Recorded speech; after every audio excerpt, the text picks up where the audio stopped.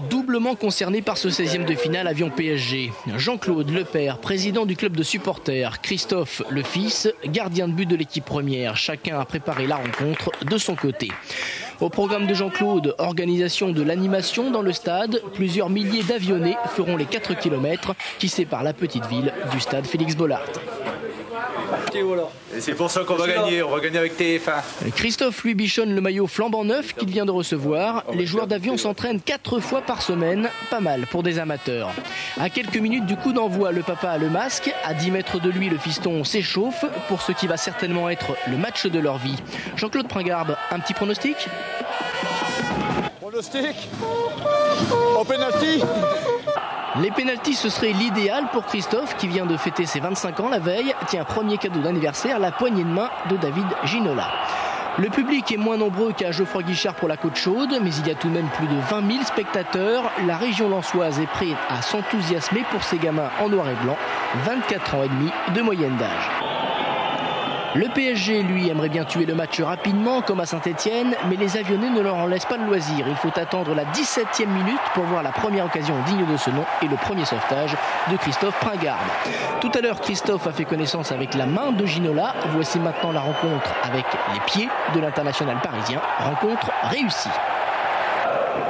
Les Parisiens cafouillent leur football, ils n'arrivent pas à accélérer le rythme, inquiétant, d'autant que le gardien avionné commence à prendre de plus en plus confiance. 32e minute de jeu, survient l'incroyable ouverture de Mislievich.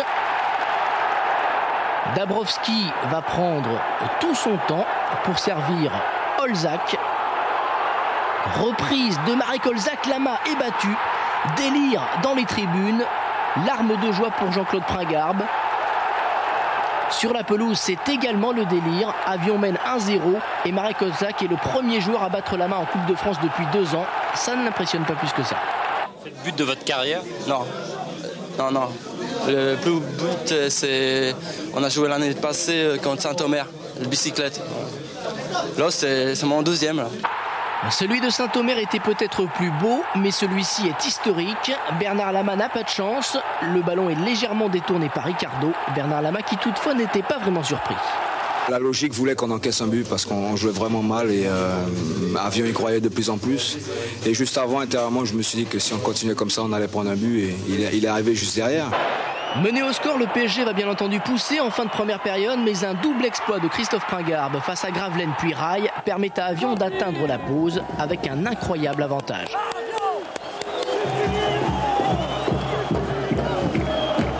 Début de la seconde période, on peut imaginer le discours qu'a dû tenir Arthur Georges à ses joueurs. Wea est rentré, il a écarté pour Le Guen, centre du capitaine parisien pour la tête de Bravo. 6 minutes après la reprise, le PSG a enfin refait son retard. Le club parisien peut alors jouer avec un peu plus de sérénité, mais ça ne veut pas sourire. Gravelaine trouve la transversale. Les avionnés défendent bec et ongle et toujours régulièrement. Ils ne recevront pas le moindre carton jaune. Ça aussi, c'est un exploit. Les occasions se succèdent. Guérin est contré par la défense nordiste.